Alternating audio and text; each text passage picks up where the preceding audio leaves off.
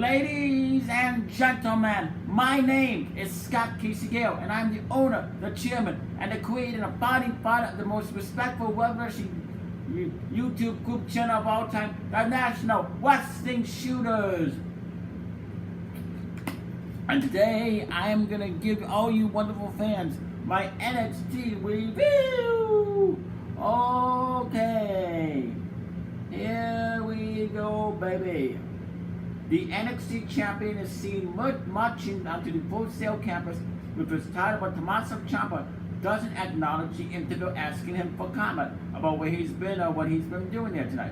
More Renata Knights begins and Percy Watson welcomes us into the building on A's back to start the night.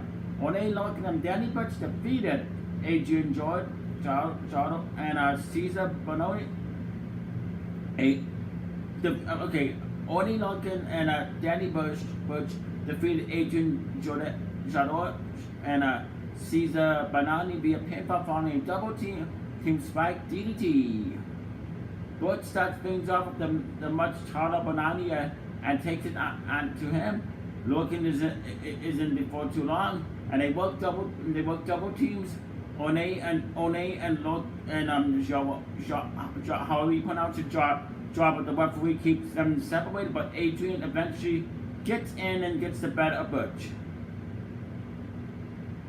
Working the arm before he and Caesar work quick tags to keep him down. The British chef of the Debris and Brothers eventually get the tagger off an Irish whip at Larkin Clean's house, leading to the tandem finish on Adrian. I thought this was a good match. I thought this was a really good tag team match, and I really enjoyed it.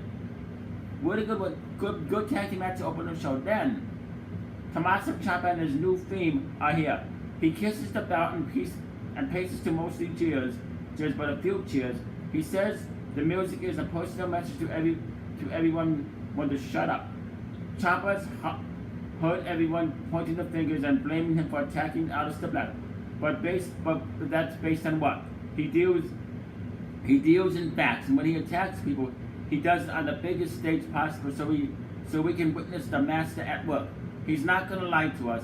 Because the champ never lies, Ciampa had every intention of taking out Black before TakeOver Brooklyn 4. But someone beat him to it, like us. He wants to know who the man or woman who did it is, no matter who that turns out to be. However, it doesn't change what happened in Barclays. Gargano loses, Black loses, he wins. The title wants him to tell us something. It thanks him for putting it back in the main event. When he says he's going to do something, he does it, and that's why he's the greatest success story in NXT history and our champion. The last thing he has to say to our is if we want to be winners, we should follow the lead of Tomasso Ciampa. He hugs the belt and grabs a fan sign on his way out. Amazing promo from Tomasso Ciampa. I've said this many times before, and I'm never going to stop repeating myself. Tomasso Ciampa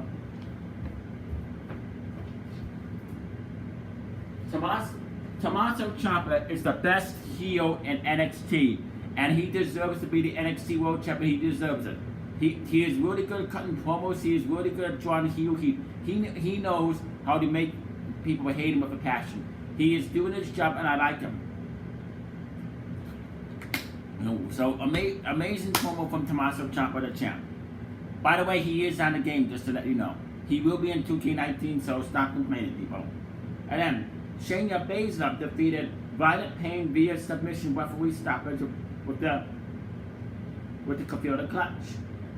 Takedown strikes and right to arm work. Payne refuses to tap in. Shayna does the arm break spot she used on Dakota Kai. Baszler's sleeper ends the match, and she keeps it locked in after the bout. She locks the move in again, and after multiple officials force a break, then throws her opponent to the front, storms off.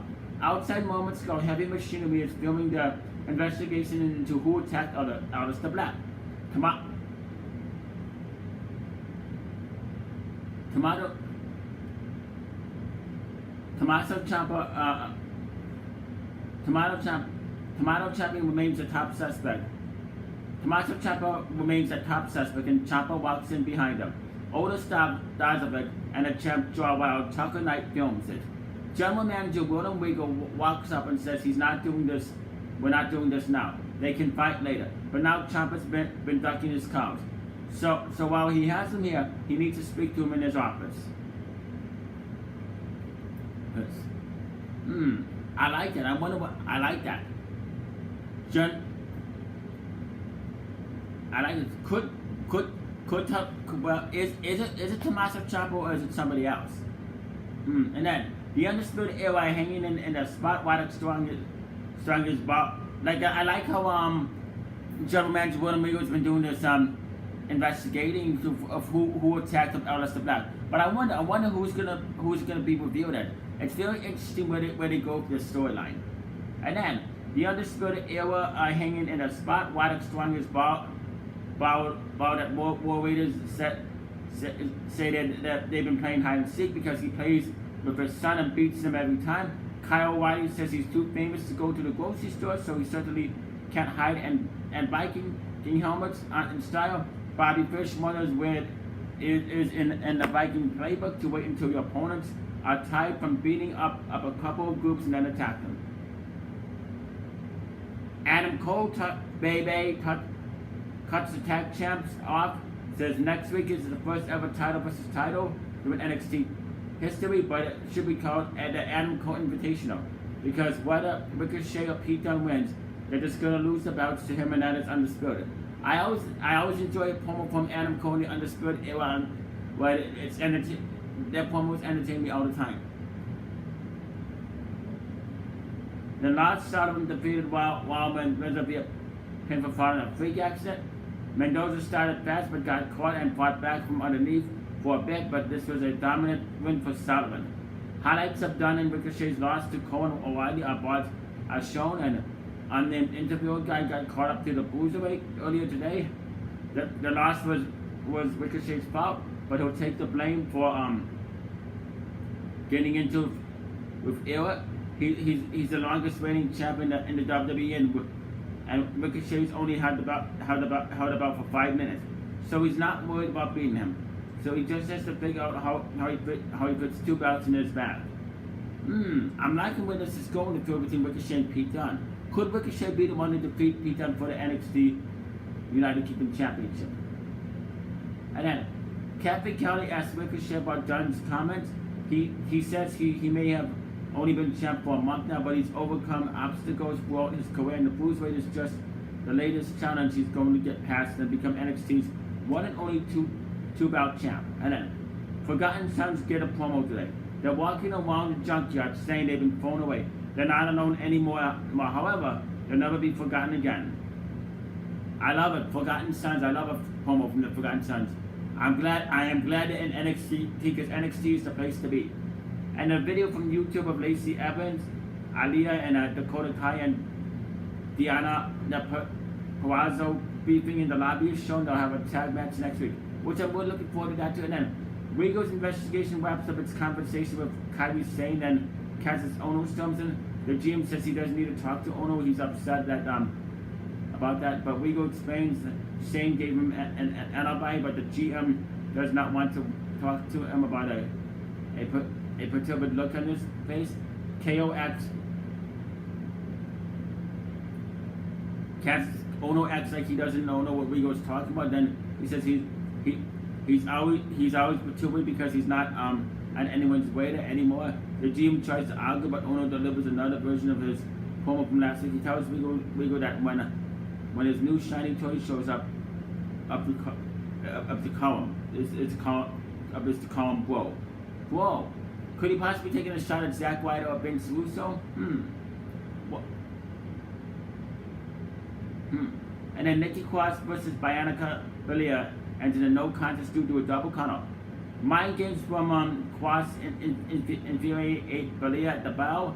After some theatrics, they go back and forth, leading to a Bianca countering a sleeper into a backbreaker, which gets a near fall. Belair uses her strength to control the action. She refusing to go over on a sunset flip attempt and catching a crossbody. He attempted throwing Nikki over her head. Cross avoids a splash to get back in it, following that up with a crossbody where she slams Bianca's head to the mat. Fast person ground and pound. When Belair rolls out to avoid an aerial move, cross bottles and ties her up in the ring skirt. She delivers forearms but ends up getting set into the ring steps. Hair whips from Bianca and they both hit the ground. Nikki gets a sleeper hold locked in and Belair drops both of them onto the ramp, where neither of them are able to answer the 10 count.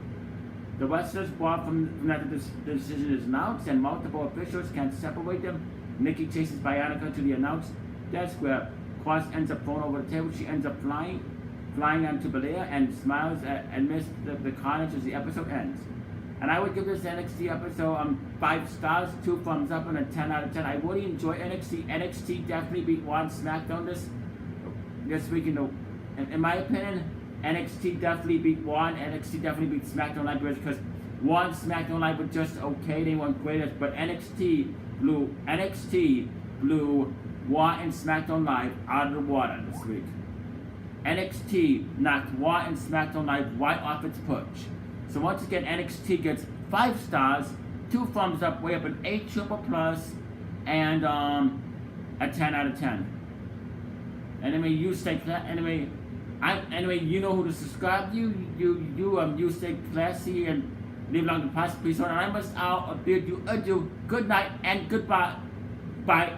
Good night and goodbye and bang, bang, bang.